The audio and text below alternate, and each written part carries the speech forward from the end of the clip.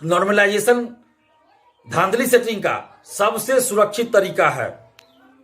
किसी का कम मार्क्स है तो ज्यादा कर दिया जाएगा, ज्यादा मार्क्स है कम कर दिया जाएगा और कुछ पता नहीं चलेगा किसी को। ये आसानी से इसमें धांधली सेटिंग की जा सकती है। बिहार की राजधानी पटना के बीपीएससी कार्यालय के पास जुटे अभ्यर्थियों की भारी भीड़ को हटाने के लिए पुलिस ने लाठीचार्ज किया और अभ्यर्थियों को खदेड़ खदेड़ कर पीटा। इसमें कई अभ्यर्थियों को चोटें भी आई।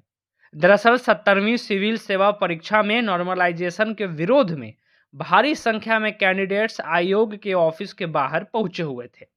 इनका नेतृत्व कर रहे छात्र नेता दिलीप कुमार का कहना है कि नॉर्मलाइजेशन धांधली का सबसे सुरक्षित तरीका है। अगर नॉर्मलाइजेशन लागू होती है तो क्वेश्चन पेपर का अलग अलग सेट बनेगा, इससे धांधली किया जाएगा। प्रदर्शन कर रहे बीपीएससी के अभ्यर्थियों की मांग है कि आयोग नोटिस जारी कर यह स्पष्ट करे कि नॉर्मलाइजेशन लागू नहीं होगा। अब आपके मन में ये सवाल उठ रहा होगा कि आखिर क्या है ये नॉर्मलाइजेशन। तो इसका जवाब पटना साइंस कॉलेज के असिस्टेंट प्रोफेसर और पूर्व डीएसपी डॉक्टर अखिलेश कुमार ने दी। देखिए, नॉर्मलाइजेशन जो अलग अलग जब शिफ्ट में एग्ज़ाम होता है तो इसको ऐसे समझिए कि जब अलग अलग शिफ्ट में एग्ज़ाम होगा, एक दिन में हो या एक ही दिन के अंदर हो या अलग अलग दिन में हो, तो क्वेश्चन पेपर अलग अलग होगा, ये तय है। जब क्वेश्चन पेपर अलग अलग होता है तो उसमें ऐसा एजम्पशन है और ये होता भी है कि क्वेश्चन का स्टैंडर्ड सेम नहीं होगा। तो उसी को मतलब रेगुलराइज करने के लिए एक प्रोसेस है नॉर्मलाइजेशन, जिसमें कि रेशियो वाइज रिजल्ट देने का प्रावधान है। अब इसमें है कि जो बीपीएससी को लेकर विवाद चल रहा है, तो इसमें अभी तक बीपीएससी भी खुल के नहीं कही है कि हम नॉर्मलाइजेशन लागू करेंगे या नहीं करेंगे, कैसे करेंगे, नहीं करेंगे। लेकिन जब एक बात सामने आई, एक लेटर डिस्क्लोज हुआ, अब वो लेटर कितना सही है नहीं है, उसमें बोला गया है कि 3 सेट दिए जाएंगे। पहले ये था कि अलग अलग डे में एग्ज़ाम होगा, जब छात्रों की संख्या बहुत होने वाली थी, लेकिन अब छात्रों की संख्या इतनी रह गई है कि एक दिन में एग्ज़ाम कंडक्ट किया जा सकेगा। तब अब है कि एक दिन के अंदर ही 3 अलग अलग सेट्स आएंगे। जब 3 अलग अलग सेट्स आएंगे तो ऑब्वियस है कि सेट्स का स्टैंडर्ड वेरी कर जाएगा। जब वेरी करेगा तो उस हिसाब से वो अपना परसेंटाइल निकाल के जैसे भी होगा उसको करेंगे। अब मेरा ये कहना है, आयोग से आग्रह है कि अगर वो नॉर्मलाइजेशन लागू करती है तो उनको जो सेट फार्मूला है, वो कौन सा फार्मूला को अडॉप्ट करना चाहती है, वो फार्मूला सबके सामने लाना चाहिए और उसके बारे में बताना चाहिए कि इससे छात्रों का ना तो बहुत नुकसान होने वाला है, या उस पर ऑब्जेक्शन मांग सकती है। जैसे आंसर की जब जारी करती है तब वो ऑब्जेक्शन मांगती है बीपीएससी, तो उस हिसाब से बच्चे देते हैं कि इसका आंसर ऐसा होना चाहिए और उसमें कई बार परिवर्तन भी होते हैं। तो इस तरह का कोई ट्रांसपेरेंट व्यवस्था लागू नहीं किया गया, ना कोई स्पष्ट कहना है बीपीएससी का कि हम नॉर्मलाइजेशन लागू करेंगे, ना उसका क्या फॉर्मूला उसको भी कर रही है। सब हवा में चल रही हैं बातें। लोग, इस छात्रों को लग रहा है कि नॉर्मलाइजेशन लागू होगा और उस तरह का कोई ऑथेंटिक जानकारी भी नहीं है।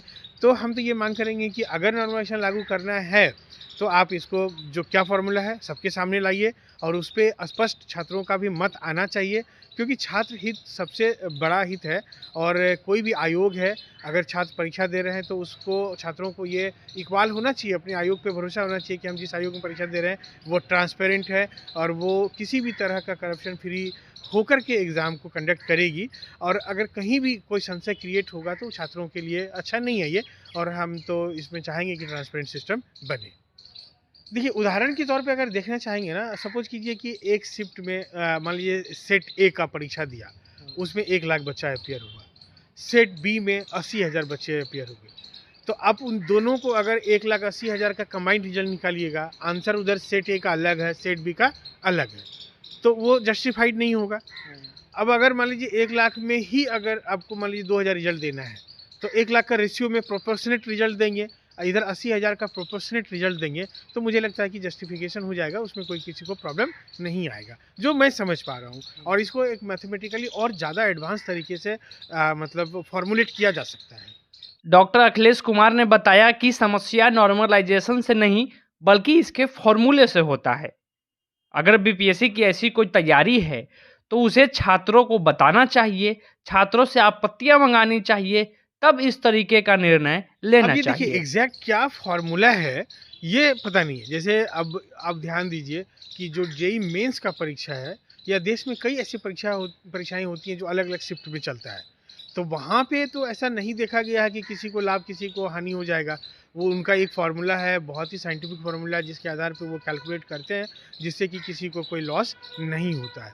तो अब ये क्या फार्मूला है, ये जब सामने आ जाए तब लोगों को लगेगा, और उसमें छात्रों को मतलब फेवर में लेना चाहिए। ऐसे मतलब कोई चीज़ इम्पोज करने से अच्छा है कि छात्रों को फेवर में लीजिए, और जो छात्रों को फेवर में लेंगे, अब क्यों नॉर्मलाइजेशन लागू करना चाहते हैं, उसका एक स्पष्ट रीज़न होना चाहिए। अब जेईई मेंस में बहुत बच्चे परीक्षा देते हैं, 15 लाख 20 लाख परीक्षा देते हैं बच्चे। अब जब इस तरह का जब मल्टीपल शिफ्ट में परीक्षा होता है, तब उस कंडीशन में हम लोग को नॉर्मलाइजेशन लागू करना पड़ेगा।